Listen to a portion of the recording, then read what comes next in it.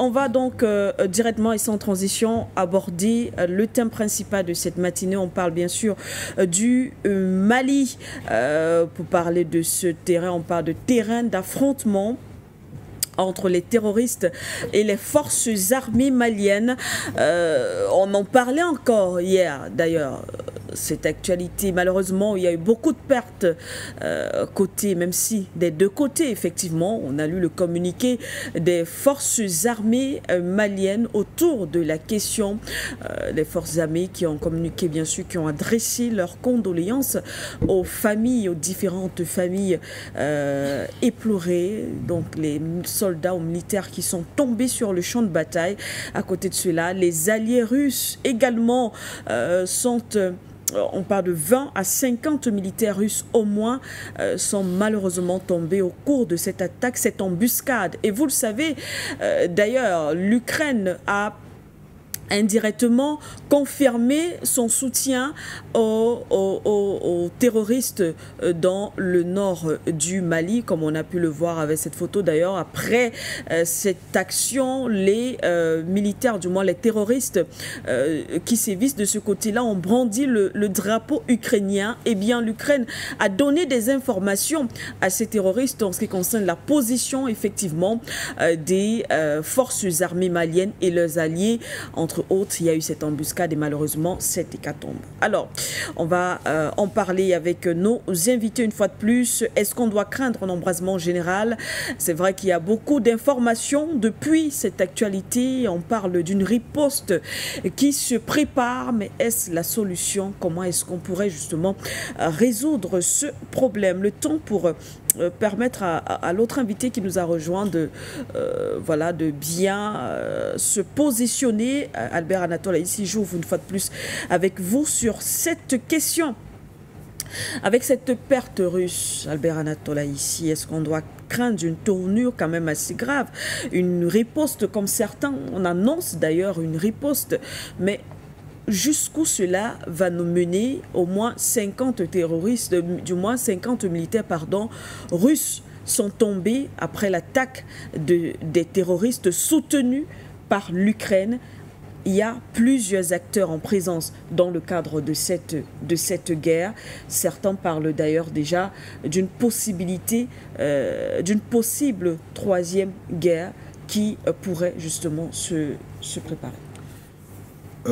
Madame Siké, je vais être très dur ce matin, relativement à cette actualité-là. Ah ouais. Depuis 2019, nous parlons d'une guerre par procuration qui va se dérouler sur le continent africain. Oui, tout à fait. Depuis 2019. Oui. Et il était question pour certains de nos dirigeants de pouvoir s'y préparer. De prendre, oui. D'anticiper. D'anticiper. Oui. Mais surtout de choisir des bons partenaires stratégiques. Oui. Nous avons répété cela depuis quelques jours, on le dit. Oui. Jusqu'à ce que un certain général français nous annonce qu'il y a un projet de localisation militaire du continent africain, oui, qui va se situer dans 10 ou 15 ans. Mais entre-temps, vous avez le temps qui est présent sur le continent africain, nous en parlons tout le temps, alors que le temps n'a pas vocation, n'est pas une organisation qui a vocation à se retrouver sur le continent africain, un territoire africain. Oui. Vous avez des ambassades ukrainiennes qui sont en train de s'ouvrir sur le continent africain, c'est-à-dire des empires diplomatiques d'un État nazi. Oui. En Côte d'Ivoire, en République démocratique du Congo, du côté du Rwanda, du côté du Sénégal, je pense, du côté du Ghana, du côté du Mozambique, entre autres. Et du côté de la Mauritanie, bien évidemment. La Mauritanie qui a une posture ambiguë vis-à-vis de certains États du Sahel, qui est le premier État qui héberge l'OTAN, tout l'OTAN, la Mauritanie. D'accord. Dans le contexte de ces basculements géostratégiques, oui, il y a un projet de déstabilisation des régions du Grand Lac et du Golfe de Guinée. C'est connu. Et dans ce projet de déstabilisation des régions du Grand Lac et du Golfe de Guinée, vous avez des projets, des manœuvres d'encerclement stratégique qui sont en train d'être mises en œuvre, respectivement par l'Allemagne, la France, les États-Unis, le Canada, l'Italie, entre autres. Et ça, j'ai le sentiment que ça échappe à beaucoup d'observateurs avertis qui pensent que c'est un jeu. Ce n'est pas un jeu. Ces gens, par rapport à la posture de certains États africains, vis-à-vis de l'Ukraine ou vis-à-vis de la Russie, il est question de les déstabiliser. Je ne veux pas être très long parce que c'est très très long. Pour faire court, ce qui s'est passé dimanche dernier, je pense, du côté du Sahel, notamment au nord du Mali, c'est une combinaison, c'est une combinaison de complicité. Vous avez l'Allemagne qui est impliquée, vous avez les États-Unis qui sont impliqués, vous avez l'Ukraine qui est impliquée. Comment? Expliquez-nous. J'explique. Vous avez le PMC, Black Panther, ce sont les mercenaires américains. Vous avez le renseignement qui a été fourni aux djihadistes qui désormais sont appelés séparatistes. Le narratif c'est important. Parce que désormais sont appelés séparatistes. De terroristes à séparatistes. Depuis dimanche dernier, ils sont appelés par ces médias-là séparatistes. Qui ont bénéficié du renseignement américain, du renseignement ukrainien et des appuis des vecteurs aériens. Mais des séparatistes, monsieur, bon Dieu, qui bénéficient de l'appui des vecteurs aériens, d'où leur vient de l'argent pour avoir des vecteurs aériens? Il y a un problème. Deuxième chose, non seulement ils ont bénéficié de l'appui des vecteurs aériens et du renseignement américain, français, j'ai failli oublier, français, ils ont également, n'est-ce pas, bénéficié d'un appui logistique.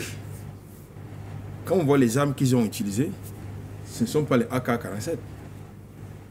Ce sont des armes qui coûtent une grosse fortune. Ce sont des armes lourdes, ça, il faut quand même l'avouer. C'est des armes qui coûtent une fortune, une seule arme. Et comme par hasard, les combats se déroulent dans la frontière entre l'Algérie et le Mali. Ces témoins sont tombés du ciel, comme nous disait, n'est-ce pas, le regretté Idriss Déby, que les terroristes tombent du ciel. Ces témoins sont tombés du ciel à la frontière entre le Mali et l'Algérie. Ils sont sortis de quelque part. En tout cas, ils sortent du côté algérien. Il ne faut pas se voir le visage. Clairement, du côté algérien. Ils sortent du côté algérien. J'expliquerai pourquoi tout à l'heure, pourquoi ils sortent du côté du territoire algérien. Ils sortent de là. L'armée malienne et les institutions russes qui sont engagés depuis quelques semaines dans une opération de ratissage au nord du Mali sont donc tombés dans une embuscade. Le bilan, il est provisoire. Il est provisoire. Et il faut ajouter à ce bilan les prisonniers, à la fois maliens et russes. Et russes, Il y a donc un problème. Et le CSP qui revendique justement cette attaque, pour faire comprendre qu'il est même prêt à échanger, non, à remettre à l'Ukraine les prisonniers russes. Ça va quand même assez loin. Ça va très loin. Ça veut dire qu'il y a quelque chose qui ne va pas quelque part.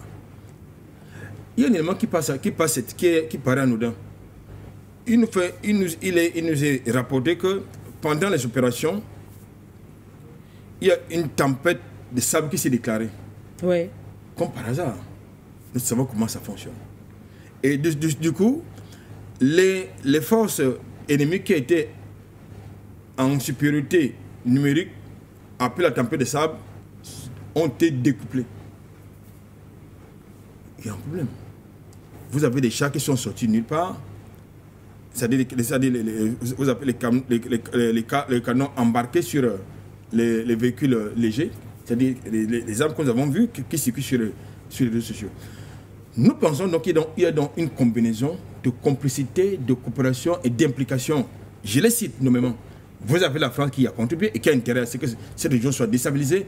Vous avez les Américains qui se sont redéployés du côté de la Côte d'Ivoire et qui ne supportent pas la présence russe parce qu'il faut s'engager dans une guerre par proxy au Sahel et à la bande au niveau du Golfe de Guinée. Vous avez l'Allemagne qui a contribué, n'est-ce pas, dans cette affaire. Vous avez l'Italie, vous avez la Grande-Bretagne, bien évidemment l'Ukraine.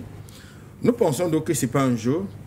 Et ça nous renvoie à ce que je disais tout à l'heure, à savoir que dans cette guerre qui nous est déclarée, il faut engager notre jeunesse au service militaire obligatoire. Je sors par un élément factuel. Il n'y a pas très longtemps, le capitaine Ibrahim Traoré du Burkina Faso nous indiquait clairement que nous devons nous préparer à une guerre de haute intensité. Ouais. Et dans cette perspective, il a engagé le gouvernement burkinabé à enrôler, n'est-ce pas, la jeunesse burkinabé, dans la perspective de cette guerre. Oui. Et nous y sommes. Et nous y sommes, mais il faut d'ailleurs rappeler que cela n'a pas duré. Hein. Après cette déclaration, on a commencé à voir plus ou moins ce type d'actes posés sur le territoire africain. Marty Danak, vous nous retrouvez sur le plateau. Directement, on vous introduit avec le thème en débat actuellement, ces combats au nord du Mali. Et bien sûr, est-ce qu'on doit craindre un embrasement général M. Aïssi le rappelait d'ailleurs tout à l'heure, à côté de ces prisonniers, justement, ces militaires maliens, mais aussi russes, qui ont été faits prisonniers dans la partie, du moins chez les terroristes sont prêts, comme il a si bien dit, à échanger, à envoyer les prisonniers, du moins militaires russes prisonniers, en Ukraine. On voit là justement jusqu'où aujourd'hui va cette guerre, les différentes ramifications, l'Ukraine qui combat, on va même d'ailleurs dire l'OTAN, qui combat effectivement la Russie sur ce champ, sur le terrain africain. Absolument, Manuela. Bonjour. Bonjour à vos téléspectateurs. La réponse se trouve quelque part dans la question en réalité. Vous l'avez si bien évoqué. Je crois que pour vous rebondir directement sur ce que vous dites, il s'agit simplement d'un décentrement, du déplacement du conflit global, géopolitique et géostratégique qui oppose actuellement l'Occident collectif à la Russie sur fond de refondation d'un ordre mondial multipolaire et donc de quelque part de mise à plat, n'est-ce pas, d'un ordre gouvernant unipolaire d'un système de domination et d'exploitation unipolaire qui n'a que trop longtemps duré.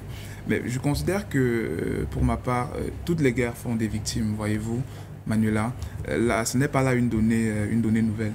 Ce qui est important, c'est de bien identifier justement les belligérants. Qui sont les belligérants dans le cadre de ce qui s'est passé au nord du Mali? Nous avons d'une part un État qui, dans l'une de ses missions essentielles, essaye de recouvrer son intégrité territoriale, appuyé en cela par un allié de circonstance, un allié circonstanciel qui est la Russie, par le mécanisme de la sous-traitance sécuritaire via notamment le groupe paramilitaire Wagner, qui en réalité c'est un mécanisme qui date en réalité de Mathusalem, voyez-vous, par-delà les procès que l'on peut faire à Wagner dans les médias mainstream occidentaux. On voit bien que les Américains ont utilisé ce mécanisme-là en Afghanistan et en Irak, que les Français s'en sont servis en Afrique. Donc, c'est un faux procès. C'est tout au plus de la propagande mensongère. Donc, on a d'une part le Mali et son allié circonstanciel, qu'est la Russie, son partenaire stratégique qu'est la Russie, et peut-être des alliés plus pérennes dans le cadre de la CES, c'est-à-dire que Burkina, le Niger et d'autres pays vertueux, on va le dire comme ça, entre guillemets. Et on a d'autre part une horde terroriste qui a été baptisée à dessein mouvement indépendantiste ou mouvement je ne sais trop quoi par les médias globaux dominants, qui est armé, qui est formé, qui est armé, qui est financé, qui est soutenu politiquement et médiatiquement par les tenants du système dominant occidental qui n'entendent rien de moins que de pérenniser leur système de domination et d'exploitation politique et économique des espaces qui, à leur avis, semblent vouloir leur échapper. Et donc, ils décuplent, n'est-ce pas, de violence, parce qu'on voit que ça monte d'un cran. Si on dit que c'est le SBU qui a mené l'attaque contre les forces armées maliennes On imagine bien que le SBU a des sponsors occidentaux et donc, pour rejoindre ce que disait Léné tout à l'heure, le SBU ne peut pas agir tout seul dans cette zone-là. Oui. Le SBU a forcément agi en bonne intelligence avec ses partenaires et ses sponsors occidentaux. La toile de fond, la lame de fond, c'est qu'il y a un déplacement, n'est-ce pas, d'un conflit qui est géopolitique, géostratégique, oui, sur fond de refondation d'un ordre mondial que l'ensemble des pays émergents veulent multipolaire, mais que le système dominant veut garder unipolaire, notamment autour des États-Unis et ses suppôts européens qui profitent bien de ce système-là. Donc voilà ce que je peux dire d'entrée de jeu. Mais ce qui est essentiel, à mon sens, tu me permets, pour le Mali, c'est après avoir identifié les protagonistes, après avoir bien compris la nature de la menace qui est transfrontalière, qui est transgressive, qui ignore les frontières finalement. Parce que c'est un peu comme avec Boko Haram, dans le cadre de la CBLT, cette internationale terroriste qui s'est constituée dans la zone sahélienne a a une capacité de flexibilité, a une profondeur stratégique qui est l'Occident, avec tout ce que cela comporte comme ressources financières, militaires et informationnelles, diplomatiques, politiques. Voyez-vous? Donc une fois qu'on a compris la nature de la menace qui est transfrontalière, qui est transgressive, qui ignore les frontières, transnationale. Transgressive dans le sens de violer les frontières, transnationale dans le sens justement d'être, voilà, d'avoir la capacité de passer, comme je disais tout à l'heure, dans l'une ou l'autre frontière. Donc, une fois qu'on a identifié cela, il faut adopter la modalité d'action pertinente qui s'impose, qui est une action concertée, par-delà les réponses nationales, par-delà les réponses unilatérales, voyez-vous. Parce que cela commence à être fait. On l'a vu un peu au sein de la CES notamment, on voit qu'il y a une coordination aussi bien en termes d'échange de renseignements, aussi bien en termes d'interopérabilité, etc. Mais il faut renforcer tout cela. Parce qu'on a en face un ennemi qui est extrêmement bien organisé, extrêmement déterminé. Donc, le caractère transnational de la menace, le contexte géopolitique dans lequel la menace s'inscrit, à savoir qu'il y a une rivalité, même pas rivalité, le mot est faible, il y a une inimitié géopolitique et géostratégique fondamentale entre un ordre gouvernant que nous voulons voir disparaître, mais qui n'entend pas partir. Une fois qu'on a inscrit cela, je crois qu'on adopte les démarches pertinentes. Merci à vous, on reviendra.